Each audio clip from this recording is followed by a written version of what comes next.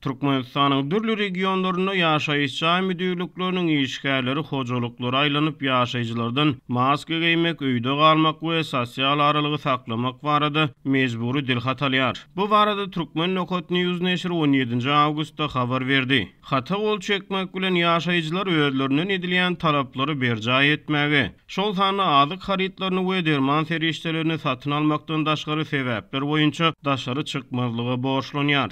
Dilhatyň nusgasynyň ma'lum bolşuny görä ýaşaýjylardan edilýän bu talaplar dünýäde ýüze çykan 7 öýkün sowuklama keselini döredüji ýokunjyň ýaýramany garşy alynıp barlayan gaýry goýulmasy çäreleri berjay etmek hemde howa şertleriniň adam bedenine ýetirýän oňoýsuz täsiriniň öňüni almak bilen bagly welaýet häkiminiň çykaran bir buýrugyny berjay etmek maksady bilen edilýär. Dilhat koronavirus sözüni agdamaýar, şeýle-de onu edilýän talaplar koronavirus keseliniň ýaýramagyny haýarlatmak üçin dünýäniň en çeme ýurduna girdilen karantin düzgünlerini gabat gelýär. Bu aralykda 17 awgustda Azatlyk radiosynyň habarçysy Mara şäherine häkimiýetleriň ýaşaýjylardan maska rejimine uymagy berk talap edýänligini habar berdi. Onuň sözlerine görä şäherde bir awtobus aýlanyp maska giýmek düzgünini berjay etmeýän piýadalary, çagalary, sürüjüleri, hatda olar ulaglaryna ýeke oturan hem bolsalar ýygnaýar. Ýol polisiýasy maskasyz sürüjüleriň sürüjülük şahadatnamalaryny alyp olardan akşam saat 6-da polisiýanyň ýol gödäwçilik gurulugyna barmagy talap edýär. Haçan meniň bir tanşym akşam saat 6-da polisiýanyň ýol gödäwçilik gurulugyna baranyny,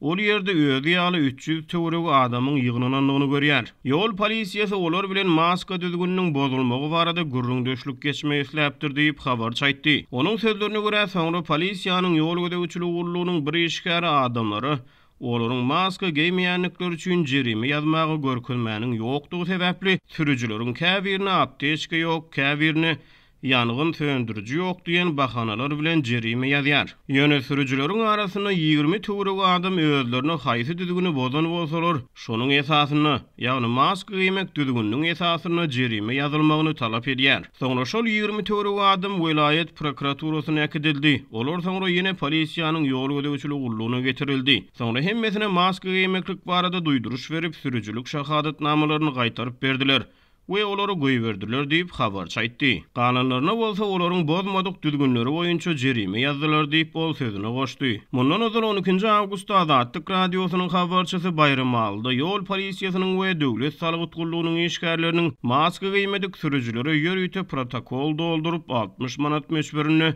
olary jerime salýanlygyny habar berdi. Türkmenistanyň Saglyk goraýyş we derman senagat ministrligi 12 we 13 iýulda ýyly ýylyna 2 gedek maglumat ýaýradyp ýylaty tozan sebäpli maska giýmegi maslahat berdi. Onuň ýerine ýetirilişine ýurdun kanun goraýjy edaralary we harbylar gödäwçilik etdi. Galy bersede ýurdun 6 nasır üýjükli aragatnaşyk kampaniýasy azynyň 2 gedek öz abonentlerine maska giýmegi we sosial aralygy saklamagy maslahat berip SMS ugrutdy. İçeri işler ministrliginiň işgärleri ýurtda maska talabynyň güýjemeginden bäri onu berjay etmeýän adamlara 60 manat meşberini jerime salýar. Bular barada Azatlyk radiosynyň habarçylary ýygyderli habar berip gelýär. 12 awgustda Azatlyk radiosyna gelip gowşan videoda bir awtobus durulgasyna çalym edýän ýerde 2 polisiýa işgäriniň maska rejimine edýän gödäwçiligi görkezilýär. 18 awgustda habarçymyz Mara şäherine döwlet dukanlarynyň öňüne döreýän çörek nowatlaryny maska giýmek hemde sosial aralygy saklamak düzgünleriniň berjay edilişine